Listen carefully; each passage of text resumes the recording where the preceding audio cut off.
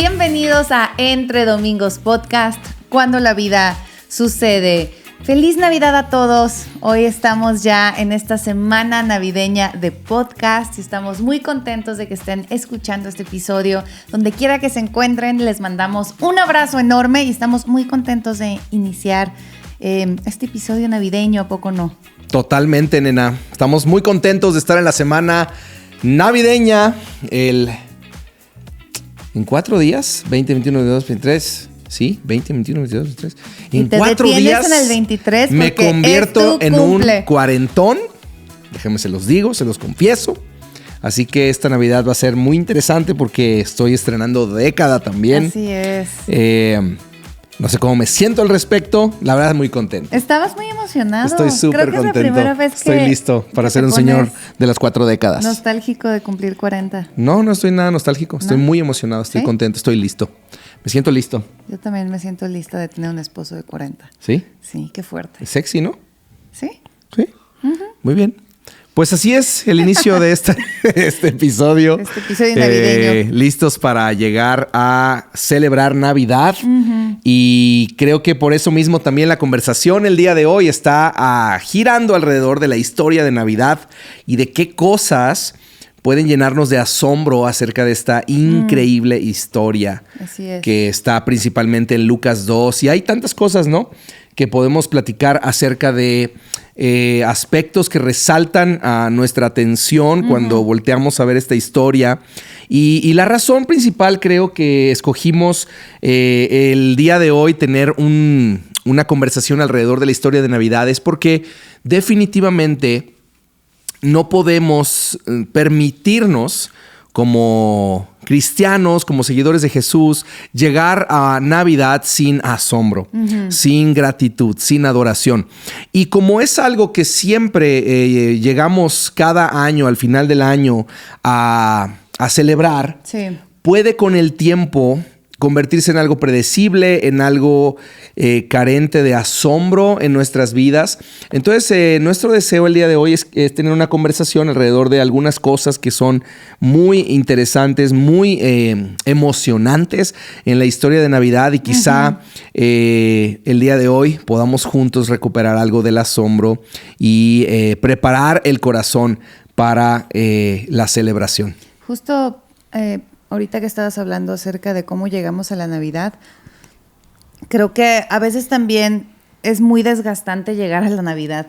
Sí, es cierto. Hay tantos preparativos, tantas cosas que se tienen que hacer, tanta expectativa de cómo se tiene que ver la Navidad, que incluso pienso que uno de los momentos más felices del año puede también ser uno de los momentos que para algunos es más triste, difícil, ¿no? Más claro. difícil, más abrumador. Totalmente. Llegar a la Navidad. Y creo que eso es la maravilla y el asombro de la historia de Navidad, de la primera Navidad que vamos a estar platicando hoy, porque la primera Navidad nos enseña y nos ilustra cómo podemos vivir una vida que aunque las cosas no se vean del todo bien, podemos tener un gozo que supera nuestras expectativas del presente. Totalmente. Y que nos anima para el futuro. Entonces, totalmente. Independientemente de cómo tú estés viviendo esta temporada navideña, si estás emocionado, si estás emocionada, si estás rodeada de familiares y es un ambiente muy emocionante, o si estás viviendo una Navidad en donde es un poco más difícil que otros años, creo que la historia de Jesús, la historia del pesebre va a traer esperanza y va a traer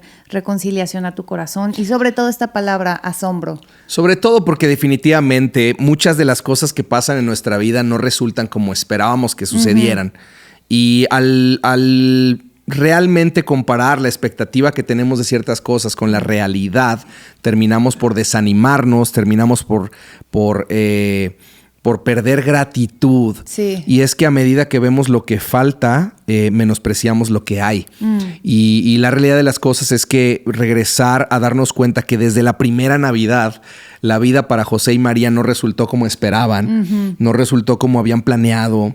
Estos jóvenes que estaban casándose y de pronto un ángel se aparece e irrumpe en sus planes y a María se le entrega este llamamiento a convertirse en la madre de Jesús y a cargar en su vientre al Hijo de Dios y a dar a luz a la esperanza de la humanidad y todo esto no estaba en su agenda. No. Y creo que es lo más interesante de comenzar esta conversación diciéndote que si este año muchas cosas no salieron como esperabas, tal vez este año situaciones se salieron de tu control, tal vez es tu salud, tal vez fueron tus finanzas, tal vez es tu vida emocional, una relación que se terminó, cosas que se salieron de tus planes. Te quiero animar y decirte que todo lo que se sale de tu plan no se sale del plan soberano de Dios para tu vida, y Él tiene cuidado de ti. Y creo que en Navidad una de las cosas que significa es esperanza. Es que Dios está en soberano cuidado de tu vida. Aún de las cosas grandes, las cosas macro que pasan alrededor de nosotros, Dios también tiene cuidado de ellas. Y lo vamos a ver precisamente en la narrativa de la historia de Navidad de Lucas. Vamos a estar viendo Lucas 2 y... Digo, no sé si quisieras leer para comenzar y tener un poco de contexto, o solo vamos conversando un poquito. Siento que podemos ir conversando y si ustedes quieren ahí en sus casas, yo les quiero animar a que leas Lucas 2. De hecho, si puedes leer toda la narrativa de cómo desde Lucas 1 vemos al ángel anunciar el nacimiento de Jesús y vemos los encuentros que tiene este ángel con María y con José. Y en el contexto, con María y José, y en el contexto macro de lo que está pasando en el mundo cuando llega Navidad. Quiero poner una pausa ahí. Estaba pensando mucho en esto de que a veces todos queremos que se nos aparezca un ángel y que nos diga qué sigue. Sí. No, es como, Dios, háblame. Y queremos como esa visita que nos muestra el camino, que nos diga hacia dónde vamos. Y honestamente pensando en la vida de María y de José, o sea, la visita del ángel les dijo todo lo que no querían oír. Era como, su vida se va a poner en pausa, su vida se va a ver diferente, su vida va a implicar renunciar a sus expectativas para servir a Dios. Estaba leyendo en mi devocional, estaba leyendo Daniel, y cada que un ángel se parecía delante de este hombre de Daniel, dice que caía rostro al suelo, que temblaba de miedo, que no podía levantarse y después lo animaban. Pero a veces queremos escuchar la voz de Dios, pero cuando la escuchamos, tenemos que darnos cuenta de que su soberanía y sus planes para nuestra vida no siempre se van a ver como nosotros queremos que se vean. No, y lo interesante también es que cuando el ángel se presenta, siempre que un ángel se presenta, lo primero que dice es no temas.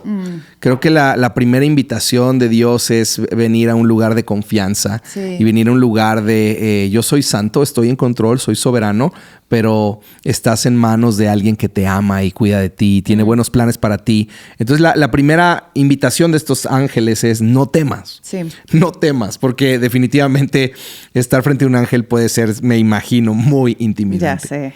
Y precisamente otra cosa que pienso acerca del llamamiento de estos ángeles hacia María y José, y creo que conecta con el llamado de Dios para nuestras vidas, es cuando Dios nos llama, no nos revela todo el plan. Completamente. Porque creo que si nos revelara Dios todo el plan y cómo van a pasar las cosas y las cimas y los valles que el camino de seguir a Dios representa en nuestras vidas, muchos de nosotros diríamos, no, gracias, yo no le entro al plan. Eso es lo más frustrante, porque sí queremos que nos revele el plan. Sí queremos que nos diga paso a paso lo que tenemos que hacer y cómo se va a ver cuando obedecemos. Y normalmente no es así. Queremos, pero realmente Dios es tan bueno que no lo hace. Así es. En todas las cosas de tu vida, cuando obedeces a Dios, creo que tú siempre dices que hay cierta bendición en la inocencia y en la ingenuidad de decir, ok, Dios, le entro sin saber lo que me espera. Porque es ahí cuando ves la mano de Dios. Yo me pongo a pensar en nosotros, en nuestra historia, en el haber plantado la iglesia, haber tenido nuestros hijos, habernos casado. O sea, si uno supiera muchas de las cosas que van a pasar en el camino, diría, ¿sabes qué? Mejor no le entramos.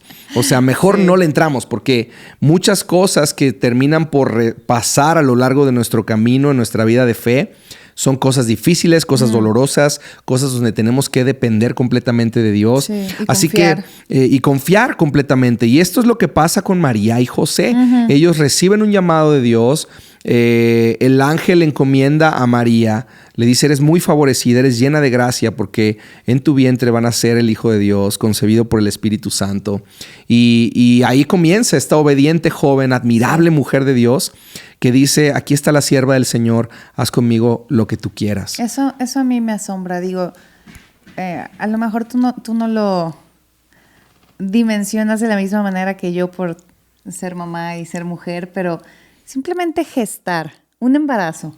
Impresionante, wow. Todas las mujeres que han estado embarazadas, los malestares que implica, o sea, desde el primer instante hubo sufrimiento y hubo dolor, malestar, náuseas, incomodidad, renunciar Totalmente. a tu cuerpo, a los deseos de tu cuerpo para poder entonces Totalmente. portar a Jesús en ti. Creo que es tan simbólico que Jesús haya decidido habitar en el vientre de María, porque a veces pienso qué tan sencillo hubiera sido que apareciera ya como el niño de 12 años que estaba en el templo, ¿no? O qué tan sencillo hubiera sido que apareciera como un hombre de 30 años que ya iniciaba su ministerio, pero decidió ser un bebé en el vientre de una mujer, o sea, porque creo que representa de muchas formas lo que el creyente hace cuando Jesús viene a vivir en su vida, o sea, portamos a Jesús en nosotros y todo lo que implica el renunciar a tus deseos, el renunciar a muchas cosas de tu vida para hacer que Jesús brille dentro de ti y que Jesús sea lo que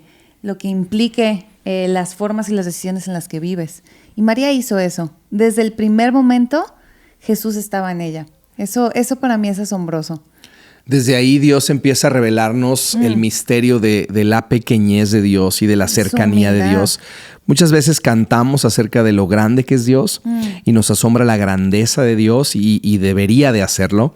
Obviamente Él es santo, es glorioso, es grande, es sublime, pero en Navidad el otro aspecto de Dios que nos es revelado es la pequeñez de Dios y el deseo de Dios de hacerse pequeño y frágil y vulnerable para que podamos venir a Él con confianza. Sí, y ese es el asombro de Navidad, es como Dios en su gloria se despojó de ser igual a Dios para venir a tomar la naturaleza humana, que de por sí siendo Dios y venir a ser humano es degradarte bastante. Es bajar de nivel. Y de pronto en ese espacio escoger el lugar más humilde, una ciudad pequeña como Belén, escoger nacer de una jovencita virgen, nacer en pobreza, en carencia, y a lo largo de toda su vida experimentando carencias, experimentando el preferir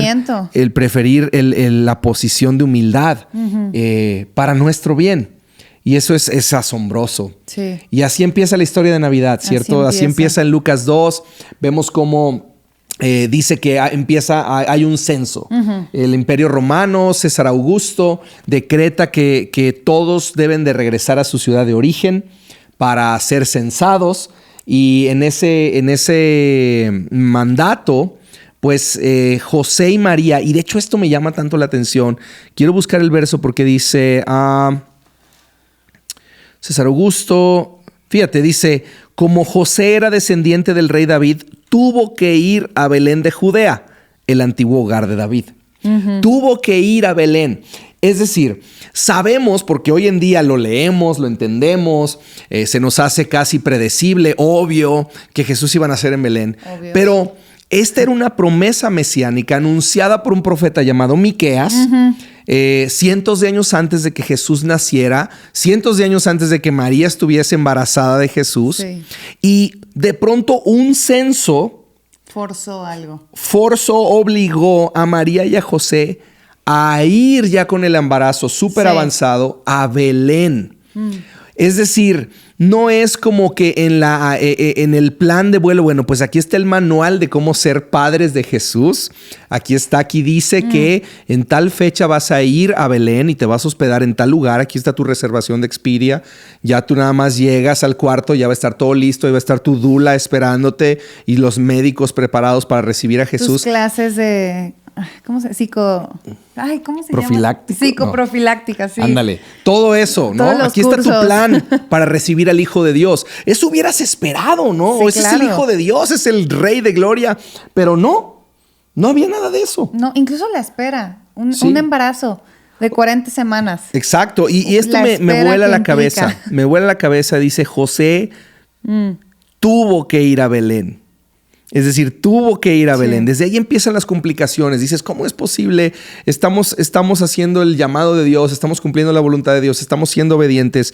Pues muchas veces llegamos a pensar humanamente. Sí. Pues si estoy haciendo la voluntad de Dios, ¿por qué no es más fácil mi vida? Claro. ¿Por qué no se descomplica mi vida? Y pareciera muchas veces que al contrario, cuando seguimos la voluntad de Dios, más complicada se pone nuestra vida. Bueno, me estaba acordando no me acuerdo con cuál de nuestros hijos, llegamos al hospital y no había lugar. Y fue como, No. ¿cómo es posible que no haya lugar? Sí. Y tuvimos que ir a otro hospital. Fue con André, ¿no? Creo que sí fue con André, pero, Sí. o sea, me pensaba incluso en esas cositas como que ahora lo piensas y dices, no, o sea, no puedo creer el nivel de dependencia y de humildad que tuvieron José y María Impresionante. de ir a Belén, a una de las ciudades más humildes. Por lo menos eran 90 kilómetros de recorrido, entre 90 y 120, 110. Sí. Tengo que revisar ese dato. ¿Dónde dormían para llegar ahí? Solo imagínate, de 9 meses de embarazo, treparte a un burro y tener que hacer un paseo de 90 kilómetros en burro hasta otra ciudad, ya con contracciones, ya con un parto avanzado, tener que ir a atender el decreto de este emperador romano. Pareciera como que la cosa no está saliendo de acuerdo al plan. Sí. De hecho, si nos vamos un poquito más atrás, pues en la agenda de María estaba tener una boda sencilla, casarse con el hombre que amaba y hacer una vida. Sí, eso era el plan de María. Y el plan de José, pues básicamente era ese también, amar a su esposa, trabajar, tener una vida sencilla, una vida normal. Todo esto era su agenda. Sí. O sea, en la agenda de José no estaba que de pronto se le informara que su novia estaba embarazada y había sido obra del Espíritu Santo. ¿Puedes imaginarte lo difícil que es procesar esto? Ese recorrido para José de cuidar a su esposa embarazada. Impresionante. Dios, ¿a qué me estás llamando? El tamaño de la obediencia de José. Sí. Es impresionante. De proteger a María, de preocuparse por esta mujer. Y piensa también en el aspecto social. Puedes imaginarte el tratar de explicar eso a tu familia, tratar de explicar eso a tus amigos. Oye, ¿qué pasó con María? Está embarazada, no se han casado. Y José diciendo, no, pues es obra del Espíritu Santo, es el plan de Dios. No es fácil. Si te pones a pensar, ponte en su lugar por un momento. No es nada fácil esto. O sea, si lees después en Juan 8, incluso los mismos fariseos, años después, seguían diciéndole a Jesús, y nosotros no somos hijos ilegítimos. Wow. Juan 8:41 dice, Dios mismo es nuestro verdadero Padre. No somos hijos ilegítimos. O sea, años después seguían enfatizando eso, ¿no? Ese rechazo social hacia la historia de José, de María, del embarazo, seguía siendo algo, o sea, no era algo que se olvidó esa primera Navidad y bueno, ya nació, sino era algo que constantemente seguramente vivían con ese rechazo social. Sí, es impresionante toda la narrativa de la historia, porque estamos hablando de un joven de 16 años más o menos. Cuando hablamos de José, a veces nos lo imaginamos como algunas de las figuras que se han hecho de las pinturas, ¿no? Un señor con barba y ya grande. Pues la realidad es que José era un chavo de 16 años y María tuvo que haber tenido alrededor de 14 años. Es decir, imagina tratar de resolver esto, o sea, el Salvador del mundo encomendó su nacimiento a dos adolescentes. Esto a mí me impresiona porque muchas veces somos los últimos en confiar en la siguiente generación, los últimos en confiar en jóvenes. Y mucha de la historia de la Escritura sucede con jóvenes y adolescentes. Estamos hablando de María y José, 16 y 14 años, después discípulos que rondaban entre los 19 y 20 años de edad. Wow. O sea, estamos hablando de que mucho de lo que pasó en los evangelios y mucho de lo que pasó en la iglesia de Hechos pasa a través de jóvenes. Y creo que este es un llamado a recordar estas cosas y a volver a tener fe en una generación que Dios quiere usar. Completamente. Dios te quiere usar a ti. No eres demasiado joven. Pablo anima a Timoteo y le dice, ninguno tenga en poco tu juventud, sino ese ejemplo de los creyentes en palabra, conducta, espíritu, amor, fe, pureza. Eclesiastés dice que en tu juventud no te olvides de tu Creador. Así es. Es tan importante esa temporada. Sí, lo que totalmente. Dios puede hacer contigo cuando estás disponible y cuando sin miedo te avientas a lo que Dios está pidiendo que hagas. Que es parte de la bendición de la juventud. Sí. Este impulso de decir sí Eso y yo. platicábamos el otro día, ¿no? Totalmente. Como no hubiéramos tomado las mismas decisiones que tomamos porque hubiéramos sobrepensado demasiado las implicaciones que tendría. Totalmente. Esa medida que crecemos, que nos volvemos más calculadores. Y más cínicos, creo yo. Por eso, déjame decirte, tu juventud es uno de tus fortalezas. Sí. La juventud es este espacio en el que decimos, hagamos esto, tal vez Dios esté con nosotros. Hacemos eco a la voz de Jonatán y su escudero cuando decimos, vamos, yo estoy contigo. Tal vez Dios esté con nosotros y es lo emocionante, dar el paso de fe y ver cómo Dios nos encuentra después del paso de fe, ¿no? Sí. Son obligados entonces a ir a Belén. Sí. Con un embarazo muy avanzado. Mientras estaban ahí, llega el momento para que nazca el bebé. Y tuvieron que ir. El embarazo estaba avanzado. Ahí mismo tiene que nacer el bebé, tiene que nacer Jesús. Y no había lugar disponible en ningún lado para recibirlos. Wow. La ciudad no estaba preparada para recibir al Mesías. El mundo estaba ocupado en un censo. Todos estaban haciendo su vida. Y honestamente, o sea, si te pones a pensar, llevaban 400 años esperando el Mesías. 400 años en absoluto silencio después de los profetas, después del último profeta que anunciaba que vendría un Salvador. Habían pasado tantos años que a lo mejor era como, ¿qué sigue? O sea, ¿qué más voy a esperar, no? El mundo no estaba expectante, no estaba esperando, no estaba preparando su corazón para la llegada del Mesías. Y es evidente porque no había lugar en ningún lado.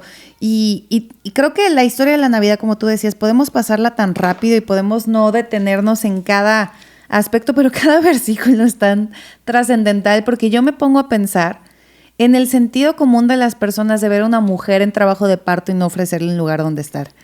Es Independientemente de que supieran o no que portaba el Salvador del mundo, una mujer en trabajo de parto de 14, 15 años de edad, ¿cómo no te tientas el corazón para decir, oye, ven aquí, o sea, pásate, vemos cómo nos apretamos, vemos qué hacemos? ¿Cómo ninguna mujer sintió empatía por ella? ¿Cómo ningún hombre dijo, voy a ayudar a estos chavos? O sea, que eso me asombra de la condición de la humanidad, cómo a veces vemos el sufrimiento ajeno, cómo a veces vemos las carencias de los demás y es, no, aquí no hay lugar para ti. Así es. Tú no puedes entrar aquí. Yo no me voy a incomodar para que tú estés mejor. Y tú siempre dices que el amar se ve como incomodar la vida del amante para beneficiar la vida del amado, facilitarla. Así es. Eso a mí me asombra. O sea, no había lugar para ellos, no había lugar para esta mujer en extrema vulnerabilidad y sufrimiento y a nadie le importó. Fíjate el nivel de que a nadie le importó. Estaba pensando y ahorita estaba justo tratando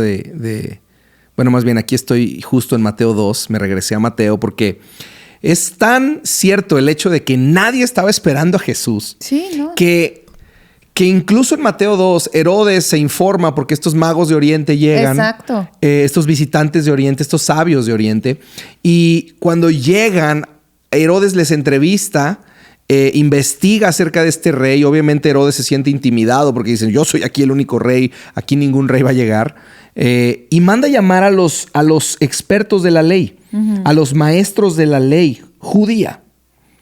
Y estos maestros de la ley judía le dicen, el Mesías va a nacer en Belén de Judea, porque eso es lo que escribieron los profetas.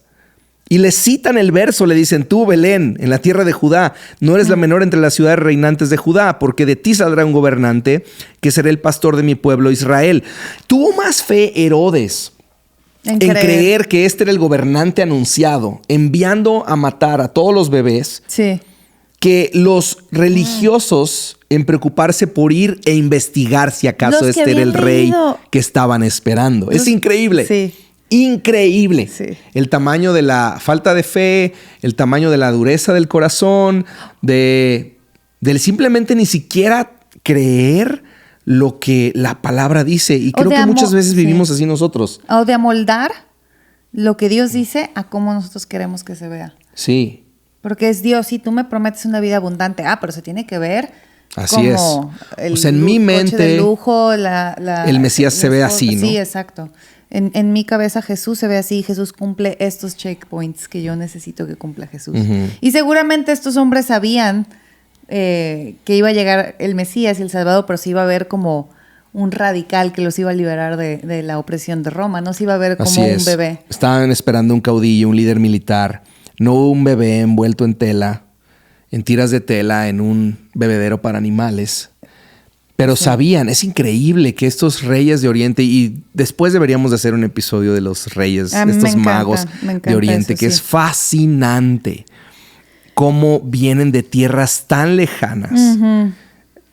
No voy a entrar en detalles, pero ¿cómo llegaron estos magos ahí? Justo lo que estamos hablando, no reconocieron a Jesús. Dice Lucas 2:12, dice, lo reconocerán por la siguiente señal. Encontrarán a un niño envuelto en tiras de tela, acostado en un pesebre. O sea, la señal del Mesías era humildad, era vulnerabilidad, era sencillez. Y creo que a veces tenemos que recordar que las señales de grandeza y de unción se ven envueltas en humildad y en sencillez. Y hay veces que no reconocemos lo que Dios está haciendo porque no se ve como esperábamos que se viera así. No se ve como la grandeza que el mundo promete, no se ve como el éxito que el mundo promete. Se ve como humildad, se ve como tiras de tela envolviendo un bebé en un pesebre. Y a mí me hace pensar qué cosas no estoy reconociendo de la mano de Dios en mi vida, solo porque no se ve como quisiera que se viera. Totalmente. ¿Qué cosas no estoy reconociendo de la mano de Dios en la vida de alguien más, solo porque se ve como humildad, se ve como fragilidad, se ve como pequeñez?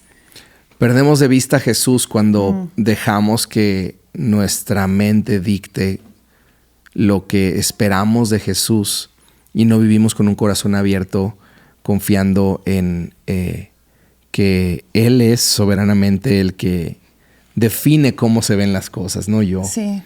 Y en el caso de estos religiosos es increíble que tenían tal expectativa que nunca se les movió el corazón a ir en busca de este Mesías que había llegado. Y ahí está Jesús, el inesperado Jesús, en un tiempo que pareciera inoportuno, como muchas veces pareciera en nuestras vidas, ¿no? Sí. Dios, ¿por qué estás haciendo esto? Ahorita no tengo tiempo para Dios. Ahorita mi vida está ocupada. Ahorita estoy haciendo mi carrera.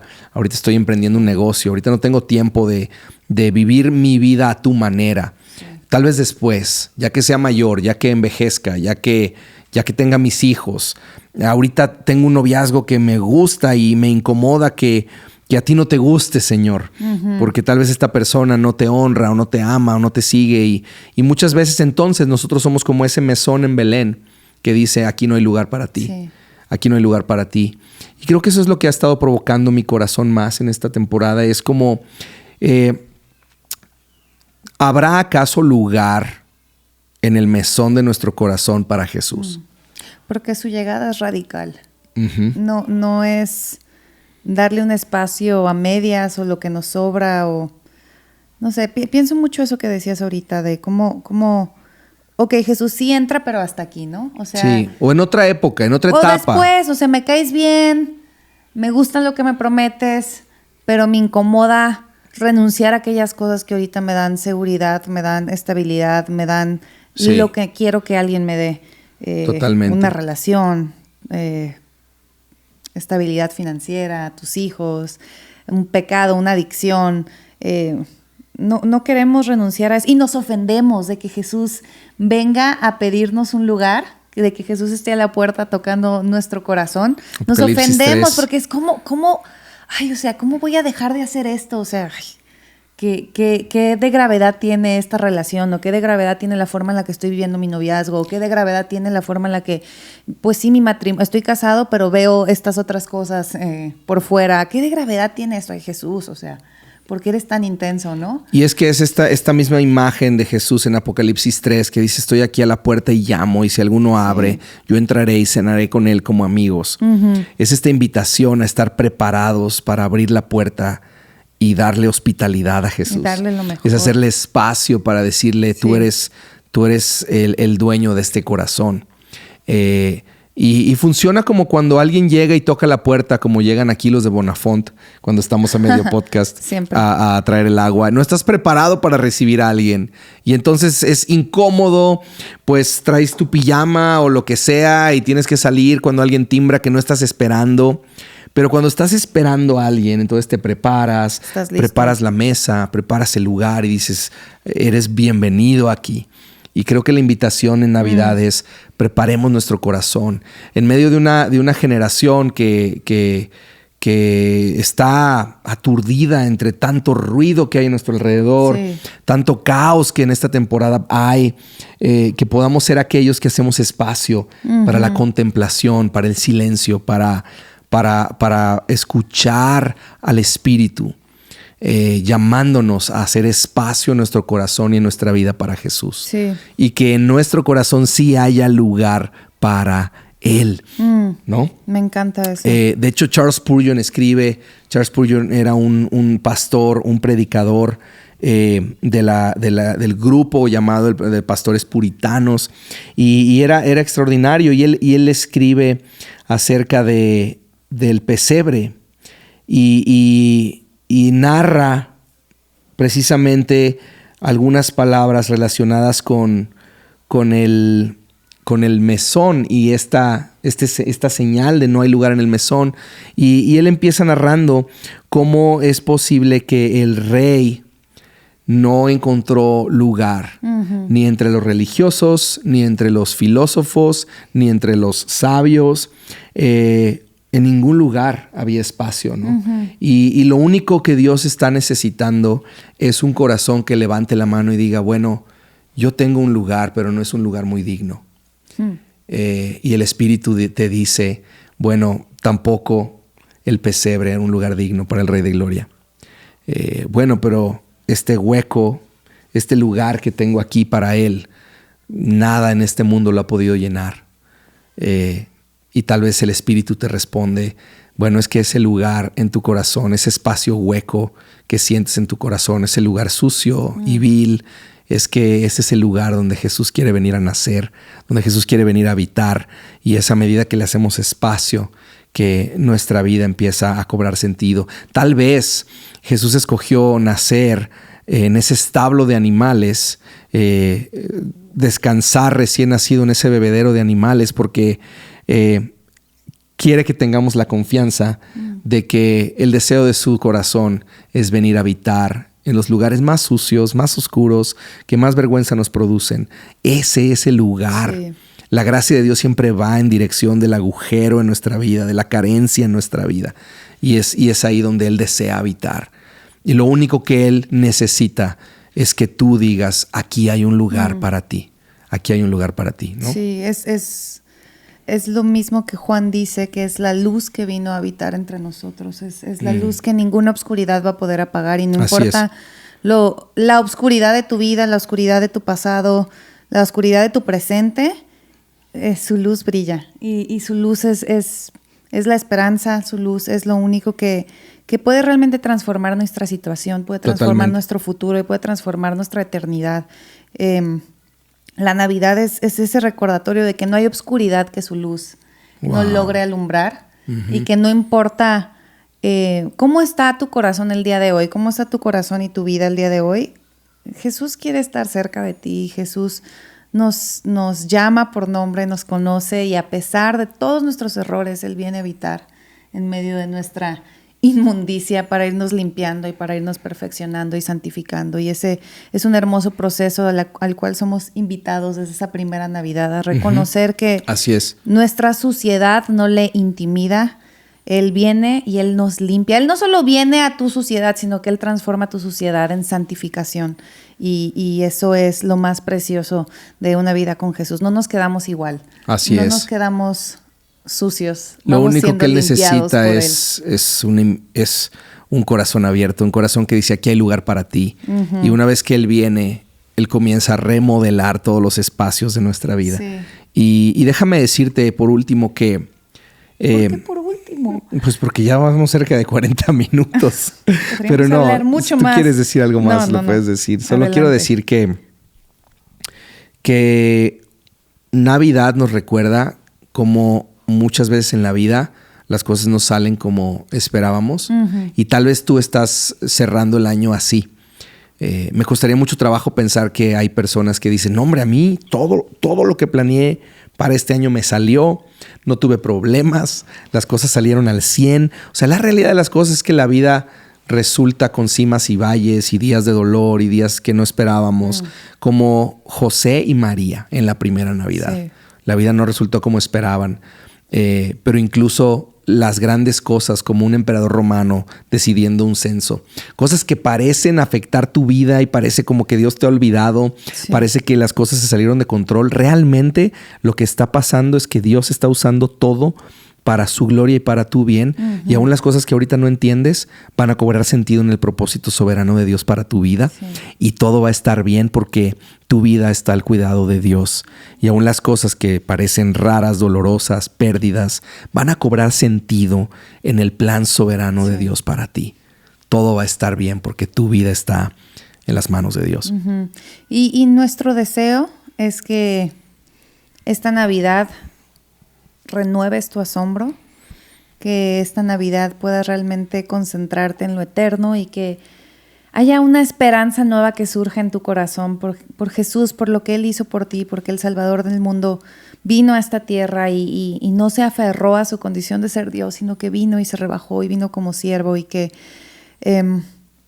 puedas meditar en esto, independientemente de la cena, de la familia o de la falta de familia, de la situación en la que estés, que tu esperanza y que tu enfoque esta Navidad sea Jesús, sea el Salvador del mundo, que vino humilde a salvarte a ti de tu propio sufrimiento, de tu propio pecado, de tus propias expectativas, de tu propio autojuicio que tienes. Vino a salvarte de todo, vino a salvarte del infierno mismo para que puedas estar con Él en una eternidad, y que esa sea tu esperanza esta Navidad, que ese sea tu consuelo esta Navidad y que ese sea tu gozo, y con lo cual inicias un siguiente año lleno de la alegría y el gozo de saber que Jesús te ama.